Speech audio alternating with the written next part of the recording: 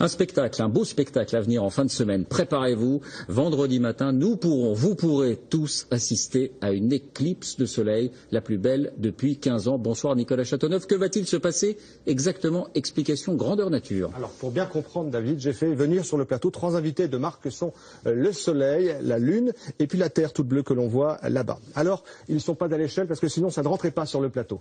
Qu'est-ce qui se passe lors d'une éclipse solaire? Eh bien la lune vient s'intercaler entre la terre là-bas et le soleil. Conséquence, à un moment donné très précis, eh bien les trois sont parfaitement alignés comme on le voit ici. Résultat, eh bien la lumière du soleil est masquée en partie par la lune et donc la lune projette sur la terre son ombre. Et lorsqu'on se trouve à la surface de la terre exactement dans cette petite zone d'ombre, on voit l'éclipse de soleil.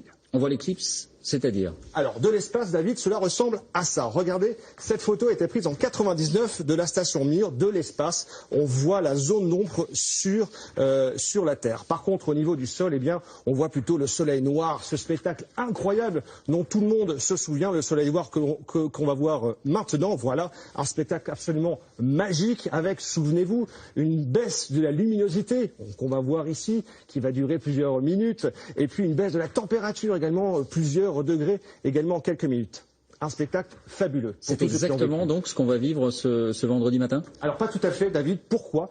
Eh bien parce que nous allons voir une éclipse partielle. Nous ne sommes pas tout à fait alignés, nous ne sommes pas parfaitement dans l'axe de l'éclipse. Et donc nous allons voir une éclipse partielle avec ce croissant de soleil qui va briller, qui va être mangé progressivement par la Lune. Et ce croissant va être plus ou moins épais en fonction des régions.